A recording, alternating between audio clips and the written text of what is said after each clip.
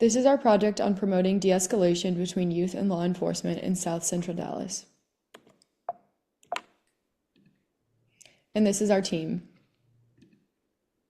Community policing is when police officers are not only seen during emergencies or conflict, instead they become more involved in the community through regular positive interactions with the people who live there. For our program, this means officers and youth would interact in safe settings like mixers, games, activities, and trainings. The goal is for the youth to see the officers as real people and for the officers to better understand the youth and the challenges they face. This helps build trust before a stressful situation happens, which can make future interactions calmer, safer, and easier to de-escalate. South Central Dallas accounts for the highest call volumes of crisis calls in the city. Youth in these neighborhoods are shaped by life stressors that may lead to early contact with law enforcement and shape how they respond. The behavior of the youth reflects the context of their living circumstances and not a defiance to authority. The vast majority of them, if not all of them, have faced prior trauma. They live in a food desert, single-parent households, and 10% are children of an incarcerated parent, which may lead them to respond emotionally instead of intellectually to directives from law enforcement. Many youth are raised to avoid calling the police when they are in trouble because through the lived experiences of themselves and others, they learn that these interactions will not end in their favor. Youth turn to each other and peer relationships are exceptionally strong and create herd mentality and collective decision making amongst them. This causes the youth to enter the cycle of mistrust. Historically negative interactions create a foundation of distrust between youth who have been through the justice system and police. This leads to avoidance. High-risk youth actively avoid police contact while officers become more cautious, ultimately leading to escalation, because when interactions do occur, high intentions lead to escalated encounters. Data reveals significant disparities that highlight the need for preventative approaches rather than reactive policing strategies.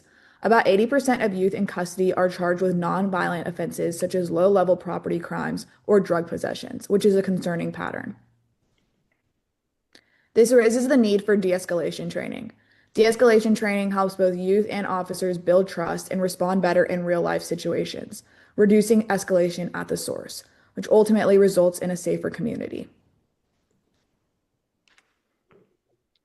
Urban Specialists is our partner for this project. They work to break cycles of violence and poverty in South Central Dallas by providing mentorship, victim services, and entrepreneurship training. They're also conveniently located across the street from the police department. Mr. Anton Lucky, President and CEO of Urban Specialists, has worked to bridge this divide between Dallas youth and the Dallas Police Department through specialized programming.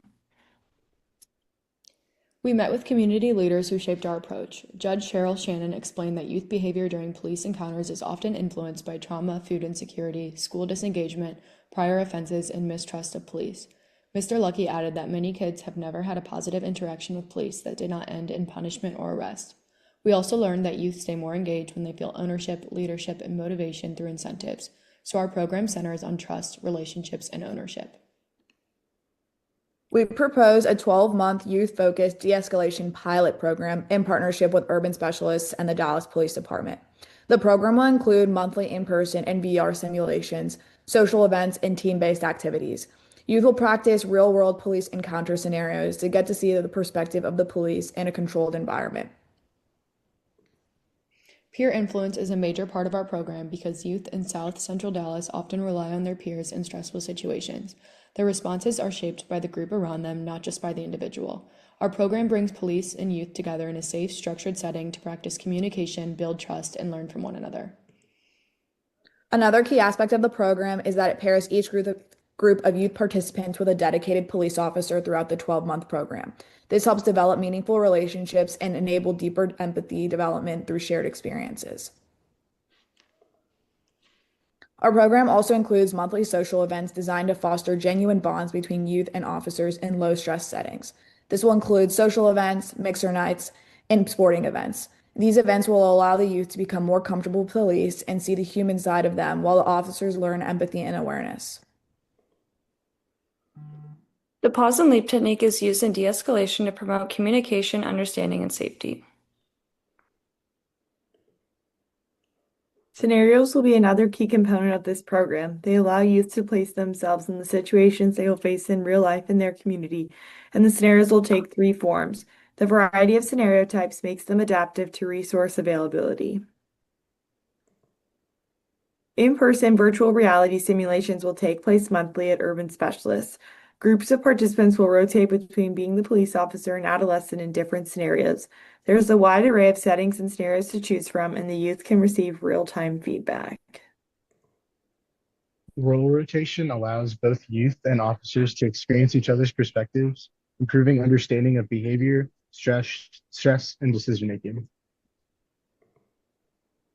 Virtual reality provides an immersive, controlled environment that allows participants to practice high-stress interactions without real-world consequences. Its use of repeatable scenarios and role rotation strengthens decision-making, skill retention, and empathy. In-person scenarios can also be conducted without the use of VR. Youth will act as either the police officer or adolescent themselves, which is useful when VR equipment might not be available and simulates an authentic human-to-human interaction. De-escalation training has been shown to reduce injuries by approximately 58% and decrease use of force incidences by 8 to 10%. These improvements are driven by enhanced communication, emotional regulation, and reduced misinterpretation.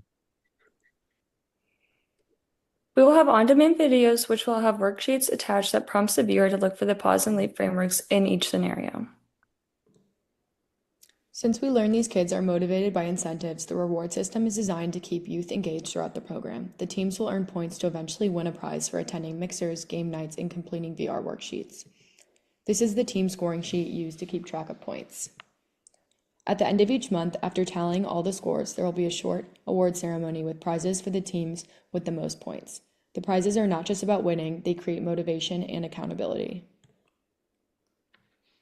The long-term goal is for youth to leave the program with skills including accountability, teamwork, and confidence that will help them beyond the program during police encounters, at school, and relationships, and even in jobs. Repeated positive interactions with officers can reduce fear and mistrust over time.